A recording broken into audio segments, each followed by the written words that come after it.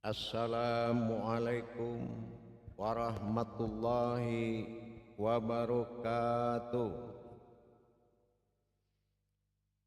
Alhamdulillah, alhamdulillahi rabbil alamin. Assalatu wassalamu ala asrafil anbiya'i wal mursalin, Sayyidina wa maulana Muhammadin. Ashhadu an la ilaha illallah wa ashhadu anna Muhammadar Rasulullah. Allahumma sholli ala Sayyidina Muhammadun musabbihil wal ikram, ya wal jalil wal ikram, wa tahirin wal mujahidina, amma ba'du, ibnullah wa ittaqullah. Bersyukur kita kehadirat Allah dengan mengucapkan alhamdulillahi rabbil alamin atas segala limpahan karunia, rahmah dan hidayahnya, serta dengan izinnya juga kita dapat menjalankan amanahnya, beramal beribadah zahir batin dunia dan akhirat.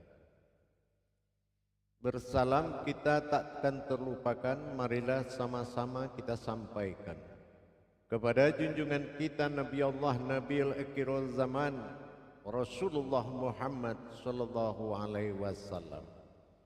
Atasnya kalimahnya kita kalamkan bersama-sama dengan membacakan Allahumma sholli ala Sayyidina Muhammad wa ala alihi Sayyidina Muhammad. Alhamdulillah, bertemu lagi dengan saya Guru Mursyid Syekh Nur Muhammad Buya Irwan Maulana Al-Khalidi, Pasaman, Sumatera Barat. Tentunya dalam makom majelis zikir Ma'rifatullah, dalam tayangan YouTube Buya Pasaman Timur, dalam naungan Yayasan Islam Hidayatul Mubarakah, berbagi wawasan dan ilmu pengetahuan adalah tujuan awal dengan niat meningkatkan iman dan takwa kita kepada Allah Subhanahu wa Ta'ala,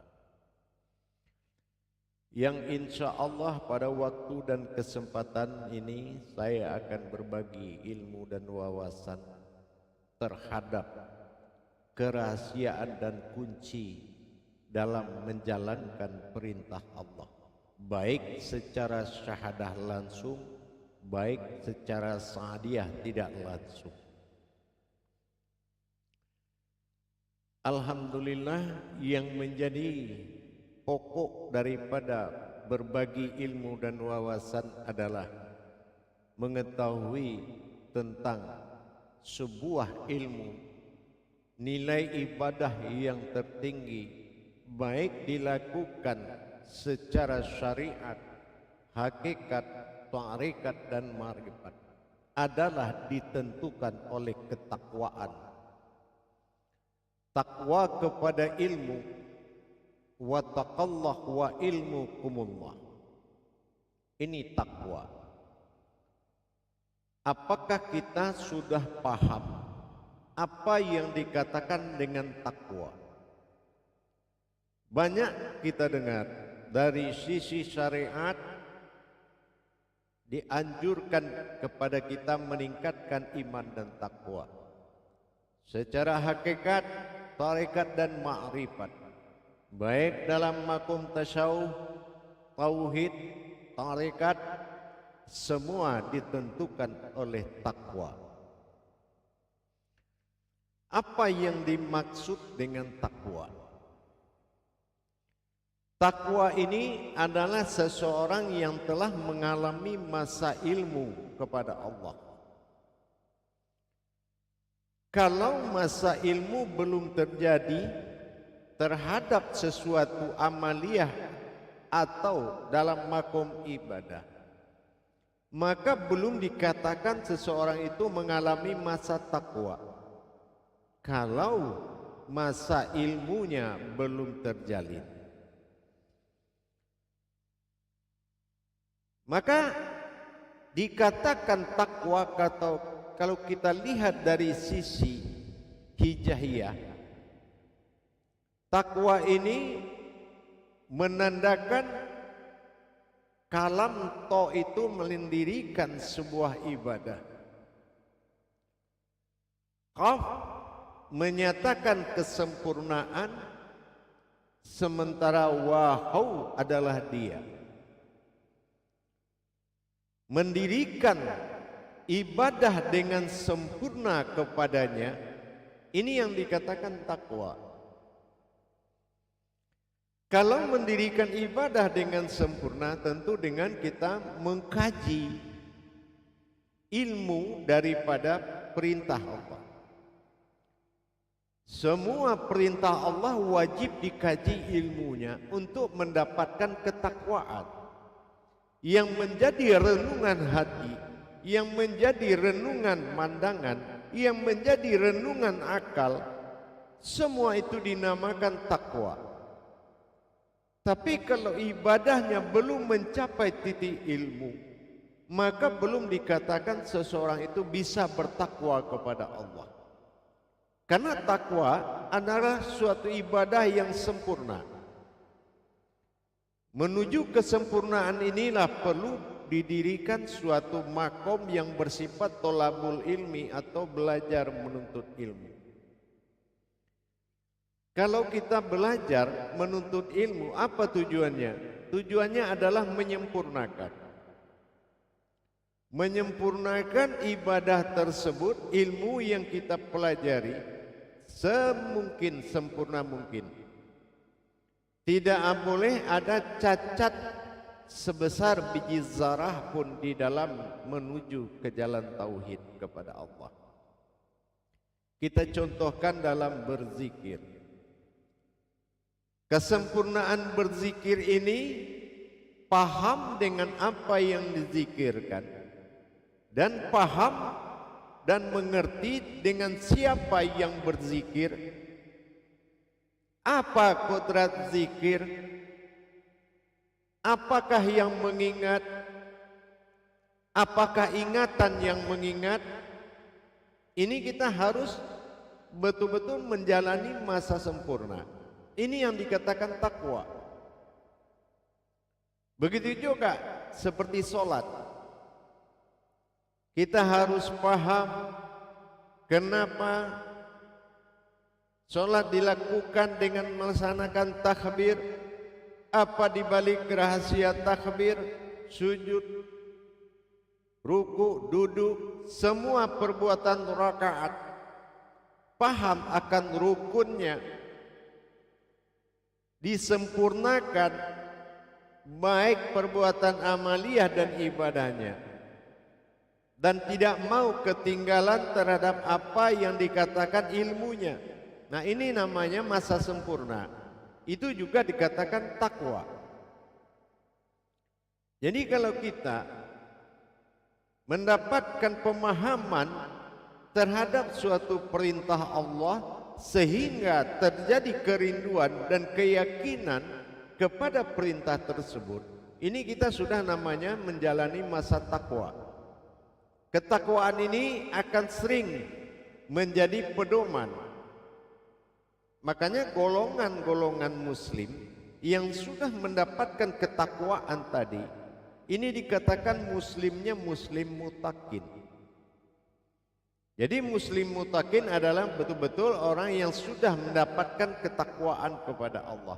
Tentunya dengan kita belajar terhadap apa yang diperintahkan kepada kita. Mencintai, memahami, menyenangi, menyukai terhadap apa yang diperintahkan Allah. Tentunya setelah ilmu itu tumbuh. Kalau ilmu sudah tumbuh, berarti datang kerinduan untuk melaksanakan terus menerus. Nah, ini namanya sudah mengalami masa takwa. Hadirin dan hadirat, kaum muslimin dan muslimat, jamaah dimanapun berada, rahimakumullah. Banyak yang kita lihat melaksanakan kewajiban dengan hanya perantara waktu,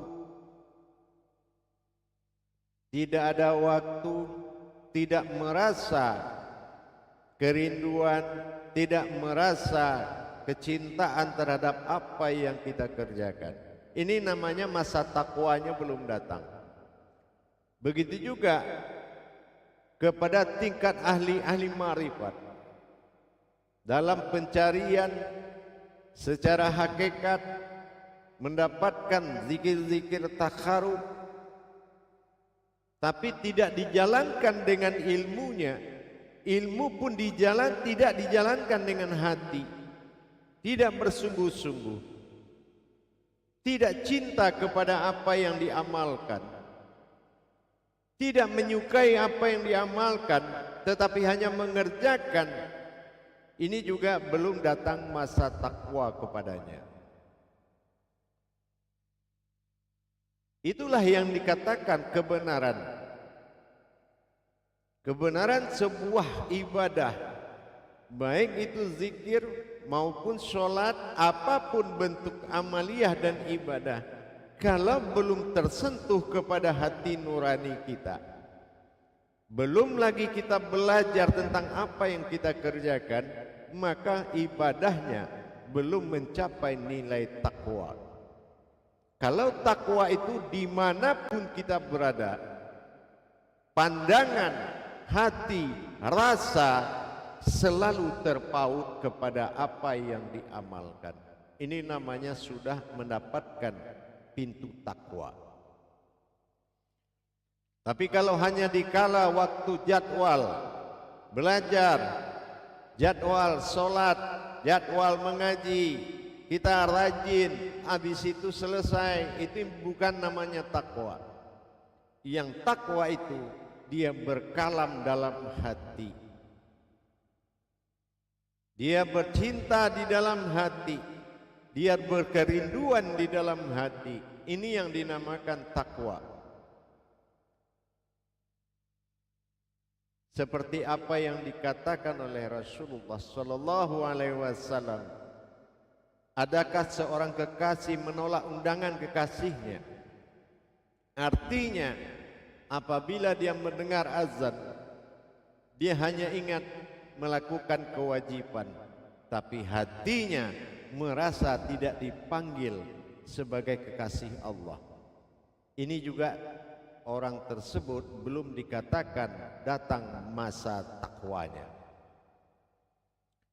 Meningkatkan ketakwaan kepada Allah adalah hal yang wajib, apalagi kita di dalam mujahadah, di dalam perjuangan riyadhah, di dalam melatih sebuah amalan kepada Allah, tetapi kita tidak melihat sisi takwanya. Makanya terjadilah perbuatan akal dan nafsu.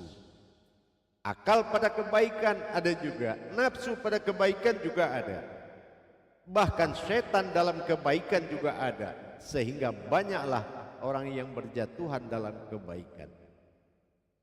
Tetapi tingkat ketakwaan tadi sudah mencapai muslim mutakin, didasari oleh ilmu yang tercinta, didasari ilmu yang mahabbah, didasari oleh ilmu yang sangat dia sukai. Dimanapun dia duduk, dimanapun dia berdiri, dia tidak pernah lepas dari rasa kepada Allah dengan apa yang diamalkan dan dikerjakan sesuai amanah. Ini namanya sudah mencapai titik takwa. Tapi kalau masih berpikir kapan dikerjakan, mencari waktu yang tepat, maka ini belum masa takwa kepadanya. Marilah kita sama-sama meningkatkan ketakwaan kita kepada Allah, tentunya dengan belajar menuntut ilmu, belajar mengenal Allah, berma'rifatullah, baik dalam syariat, baik dalam hakikat, tarekat dan ma'rifat. Wajib ma'rifatullah, wajib kita mengenal Allah. Karena dengan mengenal Allah, semuanya akan indah. Dengan kita beribadah kepada Allah, hidup kita akan terarah. Dengan berilmu kepada Allah, semua usaha akan mudah. Inilah yang diharapkan. Orang mencapai tingkat takwa ini adalah benar-benar sudah mutakin. Keyakinannya bukan lagi melihat perbuatan zahir, tapi keyakinannya sudah mencapai rasa kepada Allah. Mencapai rasa kepada Allah tidak semudah apa yang kita pikirkan. Sama dengan menjalin hubungan hati kepada sesama manusia. Kalau dasar dari tidak hati ke hati, maka hubungan baik itu akan putus di tengah jalan. Tapi kalau terhadap Allah tidak berhubungan dari hati kita kepada hati kita, maka di sini hubungan juga akan putus di tengah jalan. Dengan demikian, bagaimana kita bisa mencapai titik takwa tadi? Tentunya hidup dalam rasa dan ada selalu dalam pandangan. Itu yang dikatakan takwa. Selalu nyata pada rasa dan diakui oleh akal kita, dan timbullah kecintaan kepada apa yang sedang menjadi amalan, baik itu dalam bentuk yang wajib, syahadah baik yang langsung, sa'diyah maupun tidak langsung. Semuanya ditentukan oleh hati nurani kita. Mencapai takwa dibutuhkan hati yang bersungguh-sungguh. Apabila kita tidak bisa mencapai titik takwa, semua akan putus di tengah jalan. Insya Allah, mudah-mudahan kita akan selalu menciptakan rasa, menghidupkan pandangan terhadap hakikat-hakikat ketuhanan, baik secara syariat, hakikat tarekat dan ma'rifat, semuanya ditentukan oleh ketakwaan kita. Insya Allah, mudah-mudahan takwa ini menjadi pegangan utama dimanapun kita berada. Sekali lagi saya sampaikan, takwa adalah suatu ibadah yang sempurna yang dilakukan kepadanya. Insya Allah, sempurnakanlah ibadah kita, perbuatan ibadah kita, baik secara syariat, hakikat dan tarekat dan ma'rifat. Insya Allah kita akan mendapatkan rasa ketakwaan kita, rasa cinta kita kepada Allah, dan itulah yang disebut takwa. Wa taqallahi wa ilmukumullah, bertakwalah engkau kepadaku dengan ilmunya. Maka menuntut ilmu wajib bagi kita selaku umatnya Muhammad sallallahu alaihi wasallam, tidak lain tidak bukan wajib bagi orang yang berpikir.